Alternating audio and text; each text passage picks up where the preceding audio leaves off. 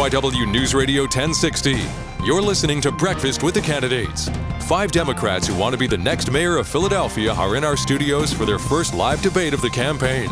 Here's your moderator, KYW special contributor, Larry Kane. And we have Mike Dunn back with a question for Tom Knox.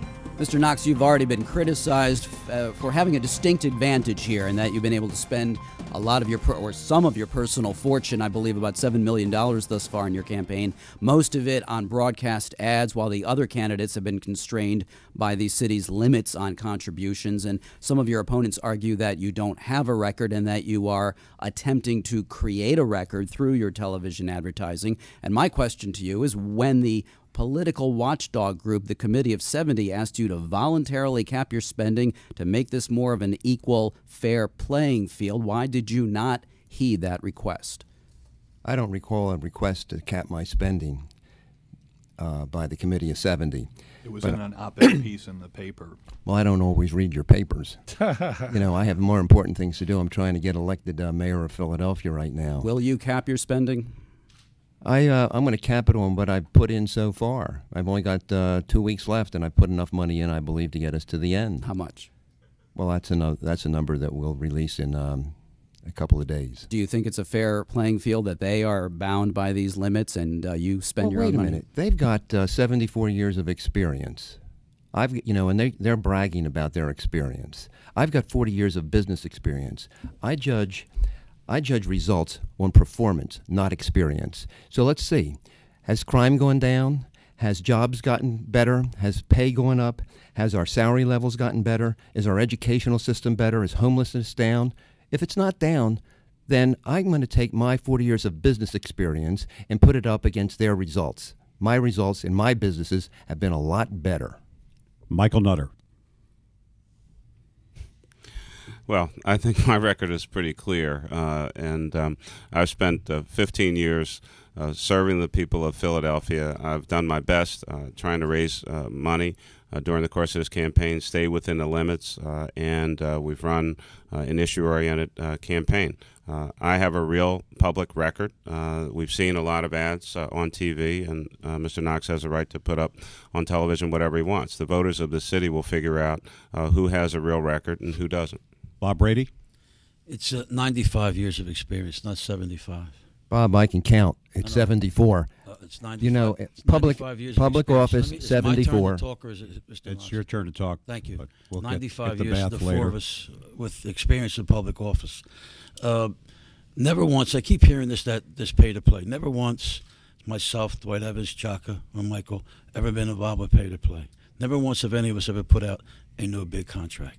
Never one of us have ever done that. We've been helping working men and women and those that want to be working men and women. Mr. Knox has been ripping off working men and women and those that want to help want to be working men and women. I only hope when I'm mayor or anybody else is mayor that we could help as many people or more people than he has hurt.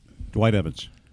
Mr. Knox constantly likes to talk about experience versus results. I think I've demonstrated in terms of the change in the school district, the change in the police force, that I've shown the difference on results versus experience. I raised an issue, an old ad about where's the beef. And I raised that same issue today again with Mr. Knox.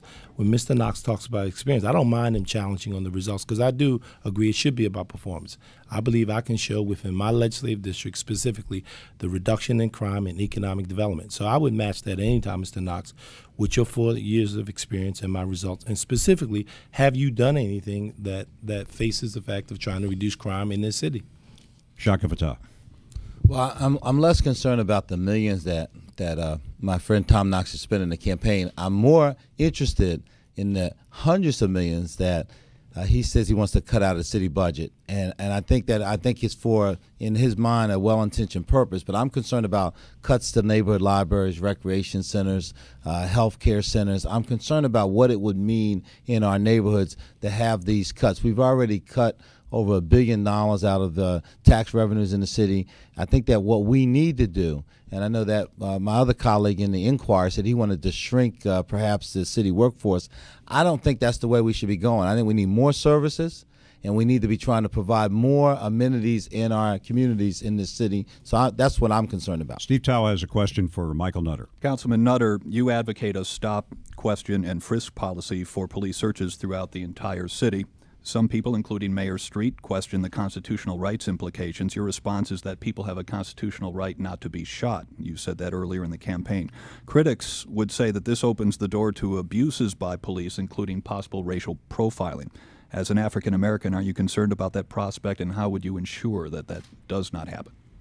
What I'm concerned about is the rights of people in Philadelphia to be safe. I'm the person who created the Police Advisory Commission to make sure that everyone's rights are protected and that anyone who needed to make a complaint or was concerned about any action by a Philadelphia police officer would have an independent entity to go and make that complaint to and have the issue addressed. What I'm concerned about is how many police are out on the streets of Philadelphia. I've said earlier, I put 100 police officers on the streets of Philadelphia. This strategy and tactic has been used in other cities. It has been studied by nationally known criminologists, one of whom is in Philadelphia, Lawrence Sherman. It is not a random situation, and but constitutionally legal provisions under U.S. Supreme Court rulings from 1968. The case is Terry versus Ohio. In Philadelphia, 73% of the homicide victims last year were black men. They've been profiled. It's a very dangerous place in the city for African American men. The overwhelming majority of murder victims in Philadelphia are African American. So I'm concerned about people's rights. I am concerned about the rights of people to walk down the street and not be shot, and no one has a right to walk around the city with an illegal weapon. That's the point, to go after illegal weapons. The man who was standing in his bedroom trying to get dressed one morning to go to work was shot. His constitutional rights were impacted by what's going on the lawlessness going on the streets of Philadelphia. That's what I'm concerned about. Bob Brady. I was at a senior citizen center playing bingo with them. Got to be about 10 after 4 a couple of months ago. And they started to leave. And I thought I did something wrong. I said, what's the problem? They said, no, Congressman, we have to go home. It's getting dark out. I said, where do you live? They said, we live about a half a block away. They had to go home because they're afraid to walk the streets of the city of Philadelphia in darkness. To me, that's house arrest. Nobody should live in the city that way in the year 2007. We need to fix that. We need to get more police officers, more parole officers. We need to make sure that they have what they need to do their job. They need better equipment, cars that work, cars that run. They need radios that work. We need to give those hard-working men and women that are protecting us 24/7 what they need to do their job. Dwight Evans. No, I don't think we should break the law to make the law. In the New York Times, there was a story that came out that specifically said this stop and frisk idea was a bad idea. That is a mistake. The reality of it is that, yes, predominantly African-American males, this is occurring in the communities, but I don't think that we should set up a particular situation where it looks as if we continue to target that very same group. I believe that there are other methods. I've talked about the idea of John Timothy being the police commissioner in terms of providing some different kind of leadership that is necessary, but I don't think we should break the law to make the law. Shaka Fatah. I really don't care what the ethnic makeup of the people who are victims of crime. These girls that were shot in Lancaster at this Amish school, none of them were African American. They were all killed by some crazy guy who had a gun. We need to focus on guns, illegal guns. We got 1,000 off the street so far. I've said in my proposal that as mayor, I would work with the DA. We would make in the plea negotiations information about where criminals gotten their gun to be one of the primary pieces of information.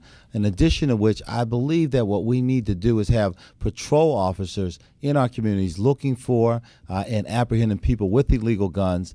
And to do that, and I think that the councilman probably doesn't mean to do it in any unconstitutional way. I think that it's the notion of what is called stop and frisk that elicits this concern. But I don't think anyone's proposing that the law be broken. Tom Knox. Well, Larry, I do believe that we need to get crime under control in Philadelphia, and I believe that we should take unusual methods to do it. Some of the methods that Michael said that he's going to impose, I might not do.